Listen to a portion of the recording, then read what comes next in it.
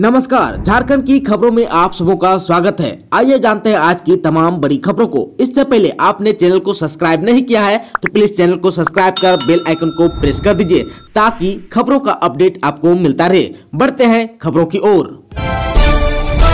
झारखंड में 169 पदों के लिए 85 doctor he walk in interview में पहुंचे। राज्य के 5 मेडिकल कॉलेजों यानी दुमका, पलामू, हजारीबाग, जमशेदपुर और धनबाद में प्रोफेसर और एसोसिएट प्रोफेसर के 169 रिक्त पदों पर संविदा आधारित नियुक्ति के लिए बीते 9-10 अक्टूबर को इंटरव्यू लिया गया था, लेकिन 169 पदों के लिए महज 85 doctor he walk in interview में शामिल हुए।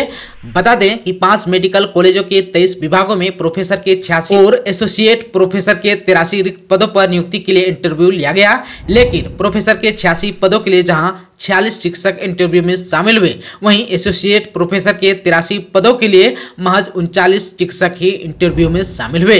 एनएमसी को भेजे अनुरोध पत्र में अपर मुख्य सचिव ने कहा कि राज्य सरकार की जनता को स्वास्थ्य सेवा उपलब्ध कराने को लेकर डॉक्टर और स्पेशलिस्ट की व्यापक कमी से जूझ रही है। इसके लिए राज्य के विभिन्न क्षेत्रों में मेडिकल कॉलेजों की स्थापना करना बहुत ही जरूरी है। इसी के तहत पूर्व से संचालित 3 मेडिकल कॉलेजों के अलावा वर्ष 2018 में हजारीबाग, दुमका और पलामू में मेडिकल कॉलेजों की स्थापना की गई। झारखंड राज्य के मेडिकल कॉलेजों में पढ़ाई में अभी भी कई पेच, न सीटें बढ़ी और न ही दाखिले की अनुमति।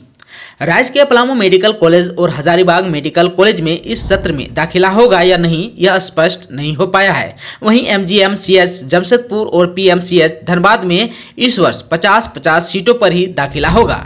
फिलहाल इन दोनों कॉलेजों में सीटों को बढ़ाने की अनुमति नेशनल मेडिकल कमीशन की ओर से नहीं मिला है। बीते 4 अक्टूबर को स्वास्थ्य विभाग के अपर मुख्य सचिव अरुण कुमार सिंह ने नेशनल मेडिकल कमीशन को पत्र लिखकर दुमका मेडिकल कॉलेज में दाखिले की अनुमति देने पर आभार व्यक्त किया है। साथ ही हजारीबाग और पलामू मेडिकल कॉलेजों में दाखिले की अनुमति देने का अनुरोध भी किया था। झारखंड में तीसरे चरण में 3री से 5वीं के बच्चों को स्कूल बुलाने की तैयारी। राज्य के सरकारी स्कूलों में प्राथमिक शिक्षा के लिए स्कूल खोलने की तैयारी शुरू हो गई है। 9वीं से 12वीं, 6ठी से 8वीं के बाद अब 3री से 5वीं क्लास खोलने पर मंथन चल रहा है। इसमें सबसे पहले 3री, 5वीं, 8वीं और 10वीं के वैसे स्कूल जिनका चयन नेशनल अचीवमेंट सर्वे के लिए किया गया है, उनके छात्र छात्राओं को बुलाया जाएगा। 12 नवंबर को होने वाले नेशनल अचीवमेंट सर्वे की तैयारी कराई जाएगी ताकि झारखंड का परिणाम बेहतर आ सके। कोरोना की रफ्तार धीमी होने और कम मामले के आने के बाद 6 अगस्त से 9वीं से 12वीं के हाई और +2 स्कूल खोले गए हैं। वहीं 24 सितंबर से 6ठी से 8वीं के मेडिकल स्कूल बच्चों के लिए खोले गए हैं। अब प्राइमरी स्कूल खोलने की तैयारी शुरू कर दी गई है। आपदा प्रबंधन विभाग की अगली बैठक में इस पर चर्चा की जाएगी और वर्तमान में कोविड के मामलों को देखते हुए अंतिम निर्णय लिया जाएगा। झारखंड के नेतरहाट आवासीय विद्यालय के छात्रों ने किया आकाश दर्शन, ग्रह नक्षत्रों की भी की पहचान। झारखंड के लातेहार जिले के महुआटांड़ प्रखंड के नेतरहाट आवासीय विद्यालय परिसर में छात्रों को खगोल शास्त्र की विस्तृत जानकारी देते हुए उन्हें टेलीस्कोप की सहायता से आकाश दर्शन कराया गया। विद्यालय परिसर में ब्रह्मांड एवं दूरदर्शी यंत्र विषय पर रोचक एवं ज्ञानवर्धक कार्यशाला का आयोजन किया गया। इस कार्यशाला के मुख्य अतिथि एवं मुख्य वक्ता डॉक्टर संदीप भट्टाचार्य ने उपस्थित छात्रों एवं शिक्षकों को ब्रह्मांड की कई महत्वपूर्ण जानकारी दी। इस दौरान उन्हें ग्रह, उपग्रह एवं नक्षत्रों की पहचान भी कराई गई। झारखंड के काले चावल बाजार में 500 रुपये प्रति किलो तक कीमत। झारखंड के पलामू में इस बार कई किसानों ने अपने खेतों में काला धान लगाया है। बात चाहे सेहत की हो या मुनाफे की, काला धान की फसल से किसानों को फायदा ही फायदा है। सफेद और भूरे चावल के मुकाबले काले चावल में विटामिन और खनिज तत्वों की मात्रा ज्यादा रहती है। एंथोसाइनिन पाए जाने की वजह से इसका रंग काला होता है, जो कि इसमें एंटीऑक्सीडेंट को बढ़ाता है। एंटीऑक्सीडेंट हमारे शरीर से विषाक्त पदार्थों को बाहर करने में मदद करता है। इसके अलावा इसमें vitamin B, vitamin E, vitamin K, zinc, iron और कैल्शियम के साथ फाइबर भी काफी होता है। यही वजह है कि काले धान को शुगर के मरीजों के लिए काफी फायदेमंद कहा जाता है। इसके सेवन से रक्त शुद्धिकरण भी होता है। साथ ही चर्बी कम करने और पाचन शक्ति बढ़ाने में भी काला चावल मददगार माना जाता है। बाजार में काले धान से निकला चावल 300 से लेकर 500 रुपये किलो तक बिकता है। वहीं विदेशों में भी इस चावल की काफी मांग है। हालांकि इसकी पैदावार सामान्य धान की तुलना में थोड़ी कम होती है, लेकिन इसकी कीमत अधिक होने के कारण किसानों को बेहतर लाभ होता है। पलामू के अलग अलग जगहों पर 22 एकड़ की भूमि पर काला धान की खेती इस बार लहलहा रही है। पंचायत चुनाव से पहले पंचायत सचिवों की नियुक्ति को लेकर चलाया डिजिटल आंदोलन, सीएम हेमंत सोरेन से की ये मांग। झारखंड में पंचायत सचिव अभ्यर्थियों ने जल्द से जल्द रिजल्ट प्रकाशित करने की मांग को लेकर डिजिटल आंदोलन चलाया। बुधवार को ट्विटर पर पंचायत सचिव की नियुक्ति प्रक्रिया से संबंधित मुद्दा छाया रहा। राज्य भर के अभ्यर्थी पंचायत चुनाव से पहले पंचायत सचिव नियुक्ति प्रक्रिया पूरी करवाने की मांग झारखंड के मुख्यमंत्री हेमंत सोरेन से कर रहे थे। युवाओं ने पंचायत चुनाव से पहले पंचायत सचिव नियुक्ति पूरी करो हैशटैग से करीब 1.5 लाख ट्वीट किए। इस दौरान राज्य के कई नेताओं ने उनके समर्थन में आवाज उठाई। आप सबको बता दें कि झारखंड कर्मचारी चयन आयोग ने भी नियुक्ति प्रक्रिया पूर्ण करवाने के लिए राज्य सरकार से परामर्श मांगा है, लेकिन झारखंड की हेमंत सोरेन सरकार से परामर्श नहीं मिलने के कारण 2017 में आई यह बहाली अभी तक पूरी नहीं की जा सकी है। इससे पंचायत सचिव अभ्यर्थी में काफी नाराजगी है। इसके लिए वे लगातार अपनी आवाज बुलंद कर रही है। झारखंड में 1000 एकड़ में औद्योगिक क्लस्टर बनेगा, सबसे बड़ा इंडस्ट्रियल सेक्टर विकसित करने की तैयारी।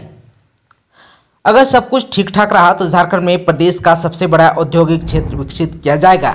इस इंडस्ट्रियल क्लस्टर को बोकारो स्थित भारतीय इस्पात प्राधिकरण की खाली पड़ी 1000 एकड़ जमीन पर विकसित करने की योजना है। Kolkata Amritsar industrial corridor development planning के तहत इसको लेकर एक प्रस्ताव तैयार किया गया है। उद्योग विभाग ने department of promotion of industry and internal trade से बोकारो के सेल परिसर में खाली पड़ी जमीन पर औद्योगिक क्षेत्र बनाने का प्रस्ताव दिया है। ऐसे में यदि यह प्रस्ताव स्वीकृत हो जाता है तो झारखंड में देश का सबसे बड़ा इंडस्ट्रियल क्लस्टर विकसित करने का रास्ता खुल जाएगा। झारखंड का उद्योग विभाग इस बाबत जल्द ही बोकारो स्टील प्लांट के अधिकारियों के साथ बैठक करेगा, जिसमें इंडस्ट्रियल क्लस्टर बनाने पर औपचारिक सहमति बनाने की कोशिश की जाएगी। साथ ही औद्योगिक क्षेत्र के स्वरूप को भी तय किया जाएगा। बोकारो सेल परिसर 3300 एकड़ में फैला है। इसमें एक बड़ा हिस्सा अभी भी खाली पड़ा है। खाली पड़े क्षेत्र में ही 1000 एकड़ जमीन चिन्हित की जाएगी। अगर यह क्लस्टर बना तो राज्य का सबसे बड़ा औद्योगिक क्षेत्र होगा। खनिज संपदा के बाद अब खेल के लिए जाना जाएगा झारखंड राज्य, सीएम ने कहा। खनिज संपदा प्राकृतिक सौंदर्य के बाद अब खेल के लिए जाना जाएगा झारखंड राज्य। 11वें राष्ट्रीय महिला जूनियर हॉकी प्रतियोगिता के उद्घाटन समारोह में सीएम हेमंत सोरेन ने देश के सभी हॉकी खिलाड़ियों को शुभकामनाएं देते हुए कहा, खेल के विकास के लिए झारखंड सरकार प्रतिबद्ध है। उन्होंने कहा, खिलाड़ियों को हर तरह की सुविधा देने का कार्य सरकार कर रही है। खिलाड़ियों को विभिन्न सरकारी विभागों में सीधी नियुक्ति भी दी जा रही है, जिससे खिलाड़ियों को प्रोत्साहन मिल रहा है। उन्होंने कहा कि यह सरकार की प्रतिबद्धता है कि एक वर्ष के अंदर 2 बार सिमडेगा जिले को राष्ट्रीय प्रतियोगिता की मेजबानी मिली है। सीएम ने कहा कि झारखंड सरकार नौजवानों की क्षमता को तराशने का काम कर रही है एवं प्रतिभावान नौजवानों को सरकारी नौकरी एवं अन्य रोजगार देने का कार्य किया जा रहा है। सीएम ने कहा कि सिमडेगा में आयोजित प्रतियोगिता से पूरे राज्य के कोने कोने में खेल के लिए प्रति एक वातावरण तैयार होगा और हम देश को एक से एक बेहतरीन खिलाड़ी दे पाएंगे। झारखंड की तरक्की को मिलेगी नई रफ्तार, 2 नए एक्सप्रेसवे से घटेगी रांची कोलकाता की दूरी। केंद्र के महत्वाकांक्षी भारतमाला प्रोजेक्ट के तहत झारखंड के हिस्से में 2 इंटर स्टेट एक्सप्रेसवे आए हैं। तकरीबन 5000 करोड़ की लागत से बनने वाले ये 2 एक्सप्रेसवे झारखंड की तरक्की को नया रास्ता और नई रफ्तार देंगे। कोलकाता, मुंबई, भुवनेश्वर, रायपुर जैसी महानगरों और व्यावसायिक औद्योगिक दृष्टि से महत्वपूर्ण बिलासपुर, पारादीप, संबलपुर सहित कई शहरों से रांची एवं राज्य के कई शहरों की दूरी कम हो जाएगी। रांची से कोलकाता का फासला करीब 120 किलोमीटर कम हो जाएगा। National highway authority of India के अधिकारियों ने बताया कि रांची से बोकारो के बीच एक्सप्रेसवे के लिए 1730 करोड़ रुपए की योजना को पहले ही मंजूरी दी जा चुकी थी, जबकि ओडिशा के संबलपुर से रांची के बीच बनने वाले 327 किलोमीटर लंबे एक्सप्रेसवे की योजना को पिछले हफ्ते हरी झंडी दी गई है। नेतृत्व विहीन हुआ झारखंड पुलिस का होमगार्ड डिपार्टमेंट, 744 की जगह 152 पुलिसकर्मियों के भरोसे चल रहा है कामकाज। झारखंड पुलिस का होमगार्ड डिपार्टमेंट नेतृत्व विहीन हो गया है। वर्तमान में हालात यह है कि झारखंड होमगार्ड डिपार्टमेंट में डीजी और डीआईजी के पद खाली हैं, जबकि होमगार्ड के एसपी के पद पर पदस्थापित हरिलाल चौहान केंद्रीय प्रतिनियुक्ति पर जाने वाले हैं। गृह विभाग ने केंद्रीय प्रतिनियुक्ति पर जाने की अनुमति भी दे दी है। इसके अलावा झारखंड पुलिस का होमगार्ड डिपार्टमेंट में कुल 744 पोस्ट स्वीकृत हैं, जिनमें 592 पोस्ट खाली पड़े हुए हैं। सिर्फ 152 पुलिसकर्मियों के भरोसे यहाँ का कामकाज चल रहा है। रेलवे ने झारखंड, बिहार, बंगाल के बीच चलने वाली ये 16 ट्रेन अस्थायी रूप से की बंद।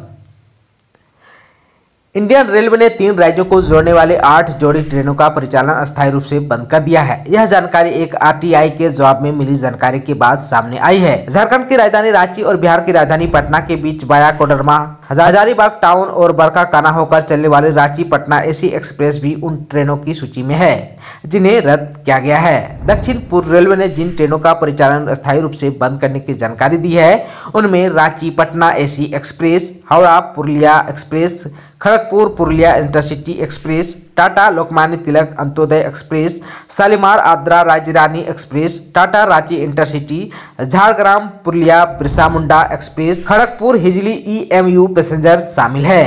आप सबको बता देना चाहता हूं कि हजारीबाग टाउन से होकर गुजरने वाली यह एकमात्र एक्सप्रेस यात्री ट्रेन थी। हजारीबाग टाउन स्टेशन से होकर अब सिर्फ मालगाड़ियों का परिचालन हो रहा है। दोस्तों, चैनल पर आप नए हैं तो प्लीज चैनल को सब्सक्राइब कर बेल आइकन को दबा दीजिए ताकि खबरों का अपडेट आपको मिलता रहे। इसके साथ ही आज की खबरों में बस इतना ही। हमें दीजिए इजाजत। नमस्कार।